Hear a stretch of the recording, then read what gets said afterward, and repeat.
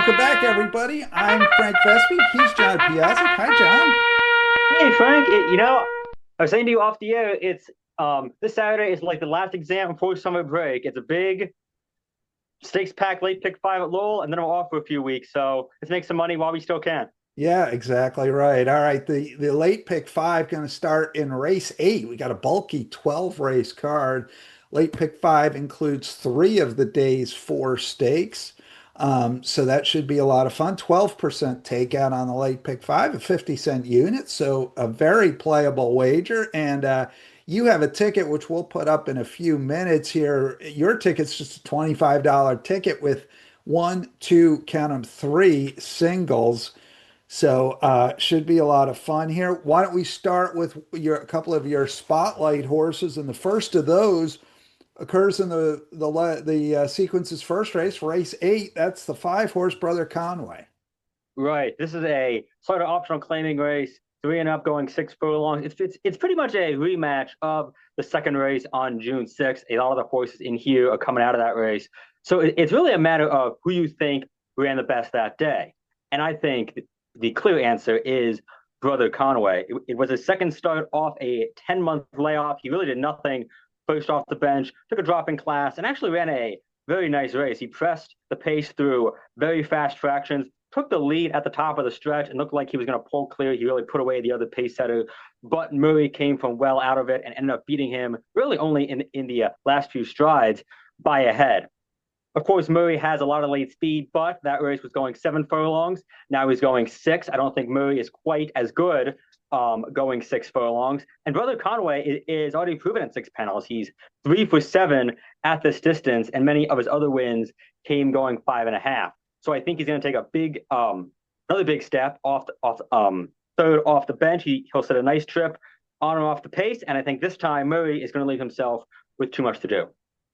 So interestingly enough, in that race, Brother Conway was a couple lanes clear after six furlongs. He was Mhm. two lanes clear, leaving the furlong grounds. So you think that the sort of key difference here is the change in distance from seven to six? That's what I think. I think Murray, who did win at six furlongs two starts back, but that was against Gems of a lesser water at Penn National. I think this distance gives Further Conway a much bigger advantage.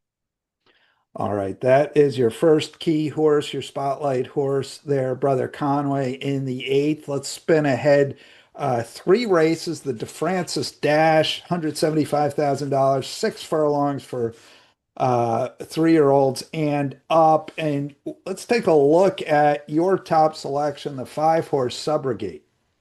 Yes, he also beat a lot of the rivals we'll see here last time out in the Mr. Prospector at Monmouth Park on Memorial Day.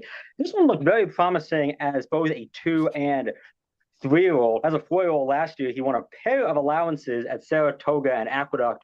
Ran Brisnet figures of 100 or more both times. Went to the sidelines after an up the track finish in the Vanderbilt in late July, in which he was one of the favorites. Came back and ran very nice in the Mr. Prospector. Came from just off the pace. He's making up good ground on the inside. Ended up losing by just a length to Bucciarino. And as noted, he beat Dean Delivers, who's back in here. As noted, lost to Bucciarino, who's a nice horse. Super Chow was fourth in that race. He came back to win the Get Serious next time out, and he's also in this spot. I mean, I think Subrogate has the highest ceiling of anyone in this field, and if he takes another step forward, second off the layoff, and based on his workout since that race, he looks more than capable of doing so. He's going to be very hard to beat, and I'm hoping to get a decent price on him and get a single home in a race where I don't think a lot of folks are going to single. The that race, the Mr. Prospector, was interesting because he really looked like he was done on the turn and Mhm. then kind of found more. And as you said, he was making up ground at the end. Absolutely. And I know he has done a lot of his best work at Monmouth Park. He was a very nice fourth in the Monmouth Pegasus back as a 3-year-old. It is his first start at Laurel, but as noted, he has won at different tracks. Jorge Duarte had a bit of a slow start at the Laurel Spring Meet, but he was kind of heating up as of late. I think he's a very live shipper. Where do who are you most worried about beating you in the spot? I think there's a few other ways you could go if you didn't want to single subrogate, which is why I wanted to single him and kind of save money. My second choice is Super Chow. As noted, he's already a two-time stakes winner on the year, and he has a lot of early speed. I think he's the main speed threat. Dean Delivers, who won this race last year, is going to be my third pick. He was third in the Mr. Prospector, although his first start off a layoff, and was just in fantastic form in the Mid-Atlantic last year. Yep. He's also more than capable of taking the step up. All right. That is the DeFrancis Dash, the feature of the day, the 34th running of the Frank J. DeFrancis Memorial Dash. Your spotlight horse there, Subrogate. Let's put your ticket up now, John, and walk us through. As noted, it's only $25 and it features three singles. As we talked about earlier, I'm going to single Brother Conway in race 8, single Subrogate in race 11, going to single Mystic Lake as well in race 9, but I think she's a pretty universal single. I don't think you'll get much of a price on her, but a single is a single. Going to spread out quite a bit in the other two races. Race 10, the Prince George's County, using all but two horses in the 7-horse field. The only exceptions are the 5 King Max, who has not raced in more than a year, and the 8 Omni King, who crossed the wire first last time out, but looks in a bit over his head. And then we'll hit the all button in race number 12, a wide open field of maiden claimers on the grass. So as long as Subrogate wins, we'll be counting our late pick 5 winnings. Yeah, yeah. I mean, the PG County is really wide open, I think.